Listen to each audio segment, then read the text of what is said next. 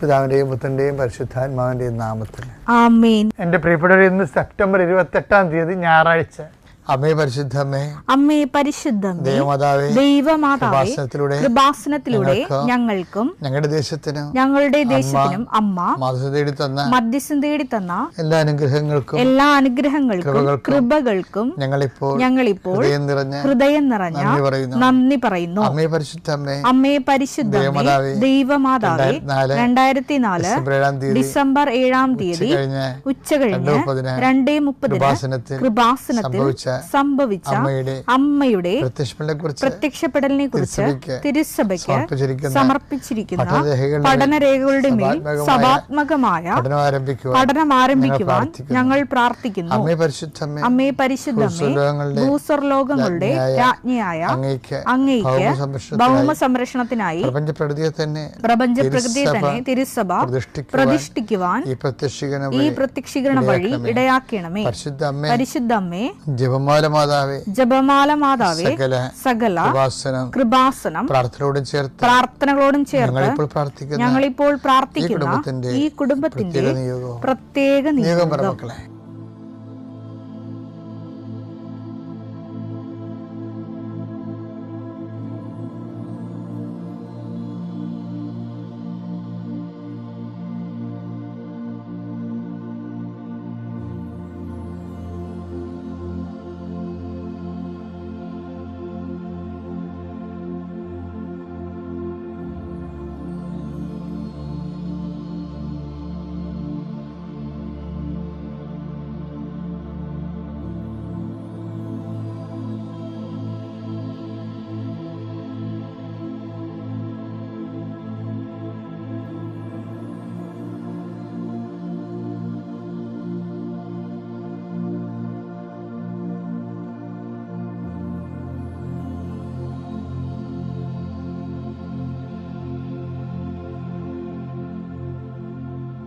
അമ്മയുടെ പ്രത്യക്ഷീകരണത്തിന്റെ ഈ അനുഗ്രഹവേളയിൽ ഞങ്ങൾക്ക് സാധിച്ചു തരുവാൻ കനിയണമേ. വിശ്വാസ പ്രമാണം.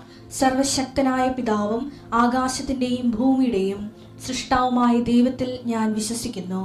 അവിടുത്തെ ഏകപുത്രനും ഞങ്ങളുടെ കർത്താവുമായ ഈശോ മിശിഹായിലും ഞാൻ വിശ്വസിക്കുന്നു.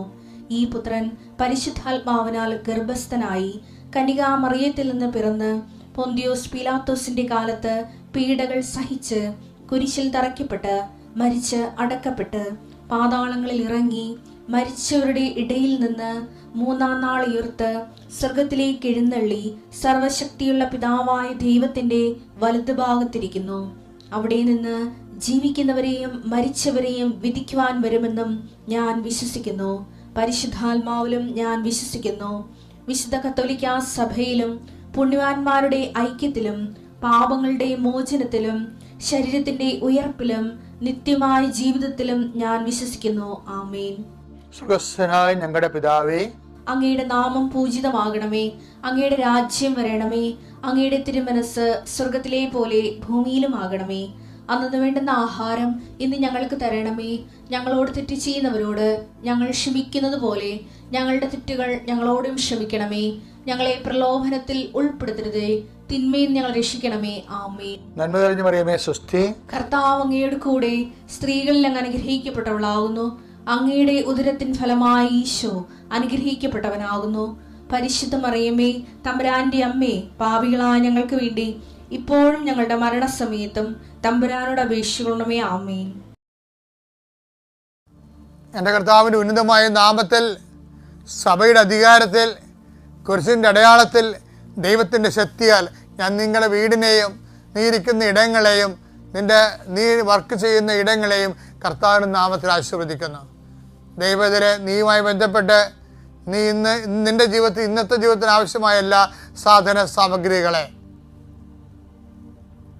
അത് ഫയലാകാം, പേപ്പറാകാം, വേറെ എന്ത് സംഭവമായ അത് കയ്യിലെടുത്തുകൊണ്ട് ആശീർവാദം മേടിക്കും. മക്കളെ, കർത്താവെ, കന്നുകാലി വളർത്തി ജീവിക്കുന്നവരുണ്ട്, കടകമ്പോളം ചെയ്ത് ജീവിക്കുന്നവരുണ്ട്, ബ്യൂട്ടി പാർലർ നടത്തി ജീവിക്കുന്നവരുണ്ട്, ഓരോരോ ചെറിയ ബിസിനസ് നടത്തിയിട്ട് ബേക്കറി നടത്തി ജീവിക്കുന്നവരുണ്ട്, ചെറുകിട വ്യവസായങ്ങൾ. കർത്താവെ, അവരുടെ ജീവിക്കാനുള്ള മാർഗം പോലും അല്ലെങ്കിൽ കിട്ടാത്ത അവസ്ഥയിൽ സങ്കടപ്പെട്ട് കണ്ണീരോടെ കട തുറക്കുകയും കണ്ണീരോടെ പൂട്ടുകയും ചെയ്യുന്നവരുണ്ട് ഈശോയെ. അവരെ ഞാൻ അങ്ങയുടെ തിരുസനെ ഏൽപ്പിക്കുന്നു. അവർക്ക് അതുകൊണ്ട് ജീവിക്കാൻ പറ്റത്തില്ലേ ദൈവമേ?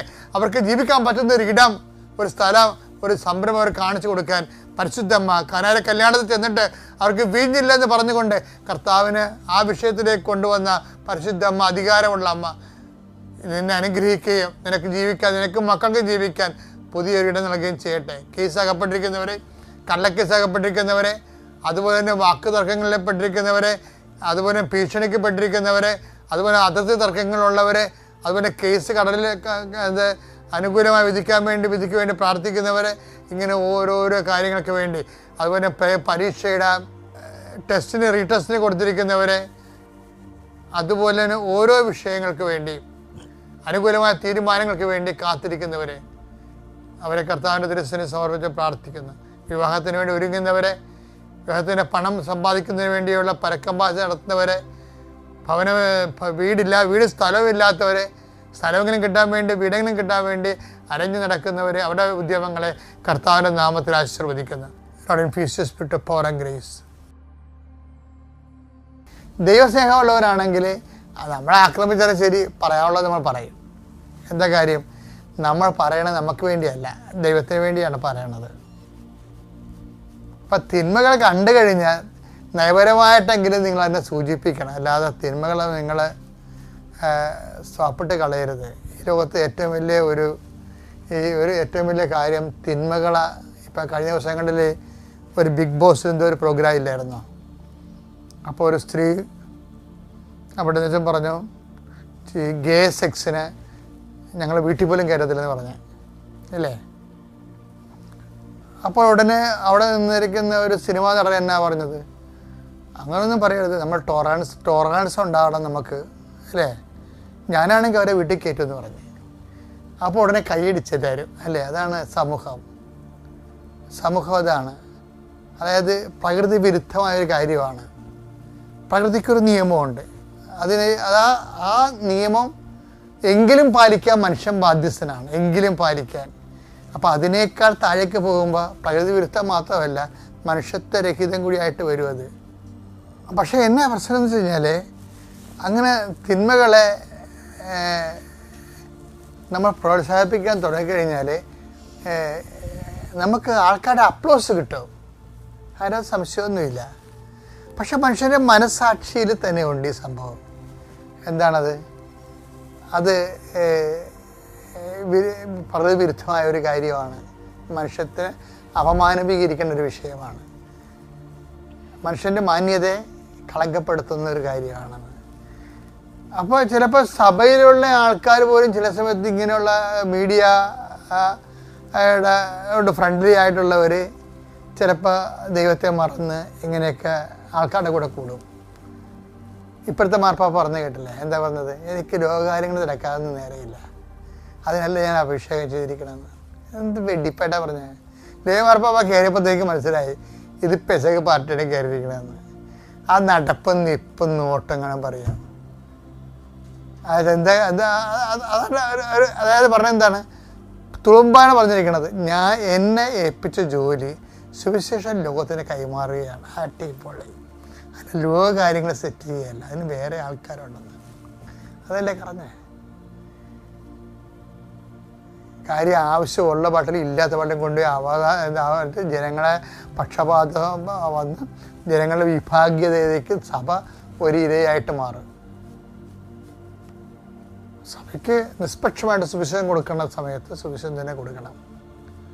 അതിനുവേണ്ടിയാണ് പാപ്പാസ്ഥാനം കൊടുത്തിരിക്കുന്നത്. അത് ലിയോ മാർപ്പാപ്പ ശരിക്കും നല്ല വിവേചനത്തോടെയാണ് സംസാരിച്ചത്.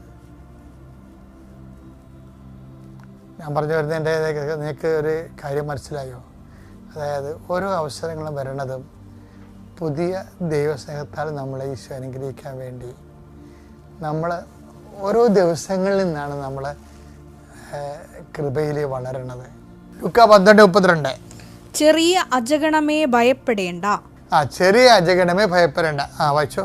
എന്തെന്നാൽ നിങ്ങൾക്ക് രാജ്യം നൽകാൻ നിങ്ങളുടെ പിതാവ് പ്രസാദിച്ചിരിക്കുന്നു. അപ്പോൾ ദൈവത്തിൻ്റെ തിരുമനസ് നിറവേറാൻ ആഗ്രഹിക്കുന്ന ദൈവവചനത്തിന് കീഴ്പ്പെട്ട് നിൽക്കുന്ന ആരാണ്? ദാസൻ. അതാണ് അവനാണ് ദൈവരാജ്യത്തിലായിരിക്കണവൻ. അത് കൃപയുടെ ഭാഗമായിട്ട് വരുന്നതാണ്. പ്രസാദിച്ചിരിക്കണം എന്ന് പറഞ്ഞാൽ കേട്ടില്ലേ? അനുഗ്രഹം അല്ലത്. ലോകരാജ്യത്തിലാണ് അനുഗ്രഹം. ലോകരാജ്യത്തുമുണ്ട് ഫിസിക്കൽ ഫേവേഴ്സ്. ദൈവരാജ്യത്തിൽ ദൈവരാജ്യം മാത്രമേ, അത് കൃപയുടെ ഫലം ദൈവരാജ്യമാണ്. അപ്പോൾ ഇപ്പം ദൈവരാജ്യത്തിലാണ് നീയെങ്കിൽ നമ്മൾ എന്നും ദൈവരാജ്യത്തിൽ തന്നെ ആയിരിക്കും. അല്ല ആരും അന്ത്യവിധി കഴിയുമ്പോൾ നമുക്ക് എടുത്തു വെച്ച് തരേണ്ട കാര്യമില്ല. ഈ ദൈവരാജ്യത്തിൻ്റെ കണ്ടിന്യൂഷനാണ് നമ്മുടെ ജീവിതം. അപ്പം നമ്മളെ സംബന്ധിച്ചിടത്തോളം സ്വർഗം ഗ്യാരണ്ടി ചെയ്തുകൊണ്ട് തന്നെ സ്വർഗസ്ഥമായിട്ട് തന്നെ നമുക്ക് മരിക്കാൻ പറ്റും. സുവിശേഷം നൽകുന്ന സാധ്യതയാണ്. അതേ അതിൽ നീ പ്രയോജനപ്പെടുത്തണം. Thank you. അത്യപൂർവ ദൈവാനുഭവങ്ങൾ ഇനി നിങ്ങൾക്കും സ്വന്തം. ഈ യൂട്യൂബ് ചാനൽ ഇതുവരെ സബ്സ്ക്രൈബ് ചെയ്തിട്ടില്ലെങ്കിൽ ഇപ്പോൾ തന്നെ സബ്സ്ക്രൈബ് ചെയ്യുക. ഈ വീഡിയോ ഇപ്പോൾ തന്നെ നിങ്ങളുടെ സുഹൃത്തുക്കൾക്ക് ഷെയർ ചെയ്തുകൊണ്ട് കർത്താവിൻ്റെ പ്രേക്ഷിതരാകുക.